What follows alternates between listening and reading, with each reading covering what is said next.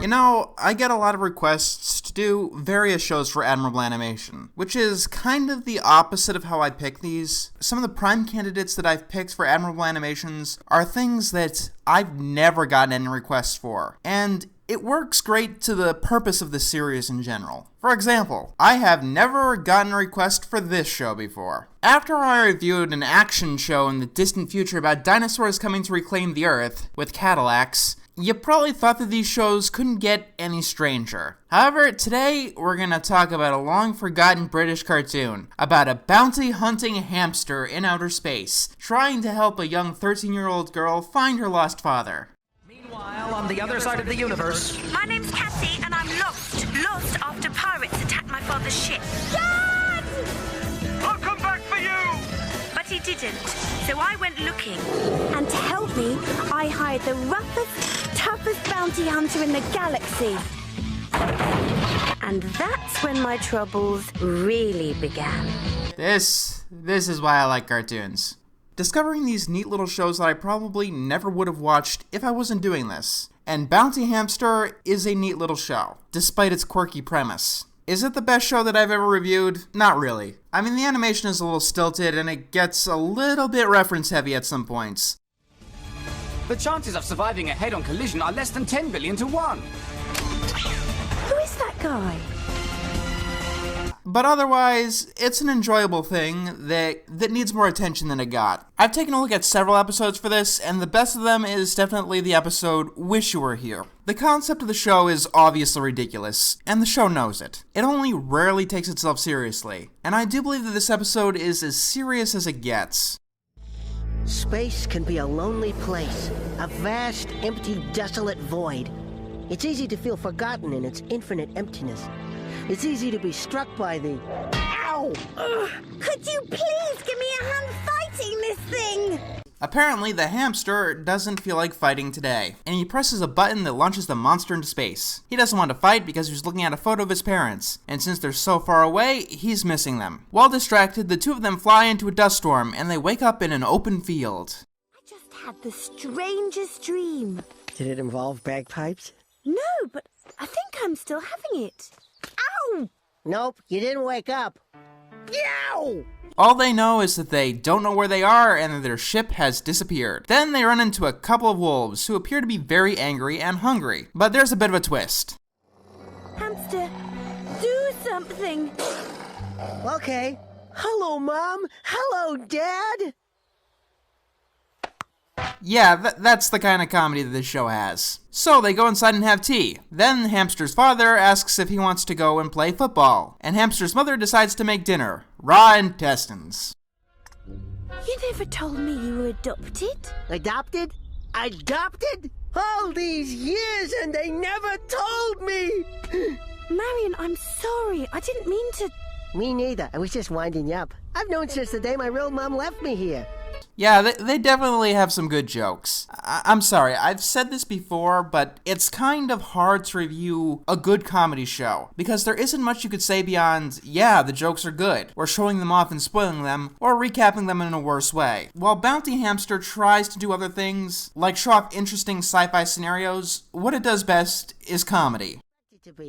Hey, son, I got the football. We could make some plays. Huh, it's strange seeing an American football on a British television show, and seeing it called a football.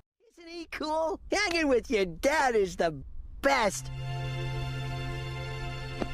And of course, because the show is all about her trying to find her father, she runs off sad. But lo and behold, Cassie runs into her father. Now, as the audience, you probably know that something is up, considering that both of them running into their parents in the exact same place out of nowhere is very coincidental. And immediately, Hamster is questioning why he got here, even though he loves this place. The father completely dodges the question and runs off to find the football, in the wrong direction. And even though the show is mostly a comedy, it does have some genuine moments of heart.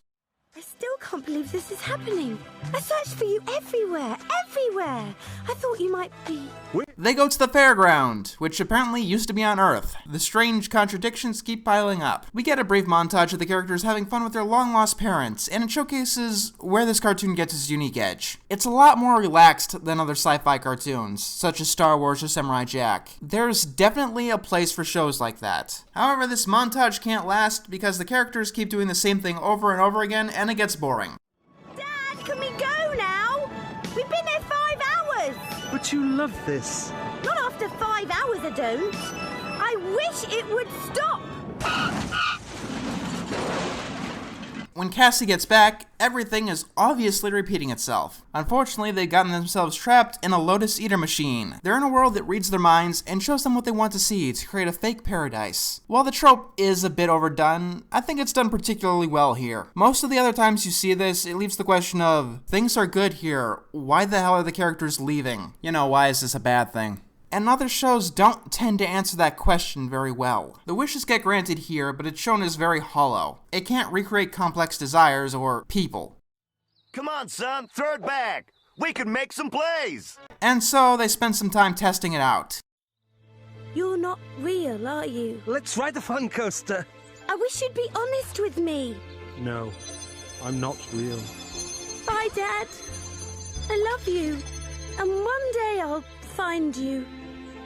After that tear-jerking scene, the two of them seek a way out of there. The goldfish that Cassie won at the fairground offers his ship, and they're off. Unfortunately, it turns out to just be another trick. Apparently, the fish is a cosmic thing who has spent millions of years all alone, and by granting their desires, he thought that he can control them and make them be his friends. And when they try to escape, the fish controls their world in an attempt to embarrass them slightly.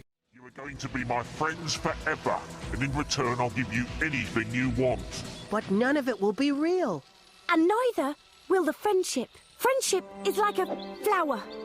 It can't be forced to grow. It has to be nurtured and cherished by mutual trust and respect. You can't buy it, even with wishes. You have to earn it. Earn it with love. I need to find my dad, my real dad. That's my dearest wish. Will you grant it?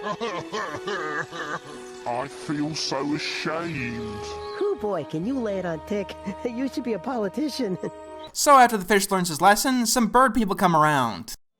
Is this the place where you get anything you wish for? Yes, but... I love it. Let's stay forever.